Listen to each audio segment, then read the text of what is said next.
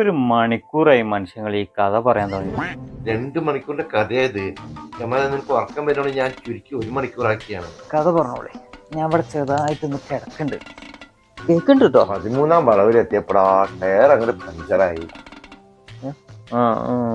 ഇജ് കേക്കണില്ലേ?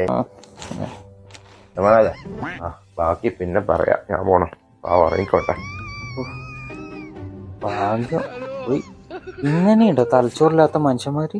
വയനാടത്തെ കഥ നല്ല രസം പിടിച്ച് പറഞ്ഞു വരികയായിരുന്നു. അപ്പൊ ഇതിനെ ചെക്കം ഇറങ്ങി. കയ്യുമുണ്ടോ നോക്കട്ടെ. കയ്യുമേ നമുക്ക് വേണം. ഇന്ന് ലീവല്ലേ കയ്യുമേ? അന്ന് ലീവാണ് മേദിബായ്. അല്ല, അത് ഇവിടെ പറഞ്ഞ കുട്ടി. മേദിബായ് ഇത് ലീവാ. ഞാനേ ഒരു 7 സെന്റ് സ്ഥലം വാങ്ങാൻ പരിപാടി. ഞാൻ ആ കുട്ടിയോട് അങ്ങനെ സംസാരിച്ചോണ്ടിരിക്കുന്നു. ഇത് തിരക്കിലാണ്.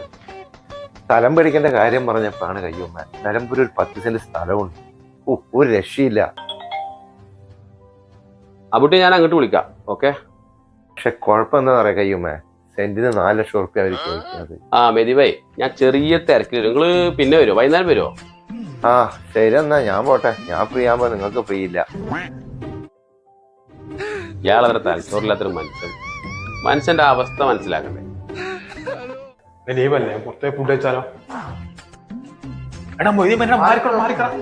എന്താ മോട്ടെ പ്രശ്നം? പ്രശ്നമല്ലോ, പോയിക്കോട്ടെ. വർത്താനം പറഞ്ഞു മനുഷ്യരെ കൊല്ലു. സാധിക്കുന്ന ലീവാ? ഞാൻ എന്നൊന്ന് കാണാൻ വേണ്ടി വരാൻ നിൽക്കുക. ഞാനും ഒരാളെ കിട്ടാൻ വേണ്ടി നിൽക്കായിരുന്നു. ഒന്നേലും മുണ്ടി മറിഞ്ഞിരിക്കാലോ. എന്റെ മുണ്ടലും പറിച്ചിൽ തന്നെ പ്രശ്നം. അതൊന്ന് പറയാൻ വേണ്ടിട്ട് തന്നെ ഞാൻ വന്നത്. എന്താ സാധിക്കാൻ? ഞാൻ എന്താ കാട്ടി?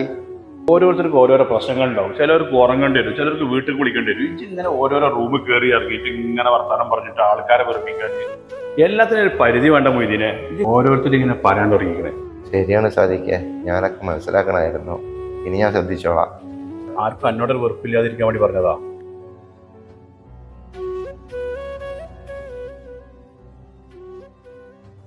ഞാൻ വയനാട് പോയില്ലായിരുന്നേ.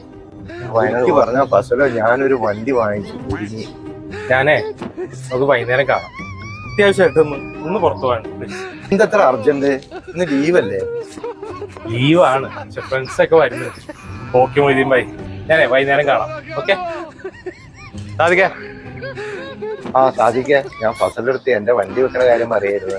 പൊന്നാര മൊയ്തീനെ, കുറച്ച് നേരത്തെ ഞാൻ പറഞ്ഞതൊക്കെ മറന്ന ഓട്ടക്കാലത്തിലുള്ള ഞാൻ വെള്ളം കോരിയത്. എന്തുണ്ടായിട്ട് എന്താ? എനിക്ക് അന്തം വേണ്ടേ?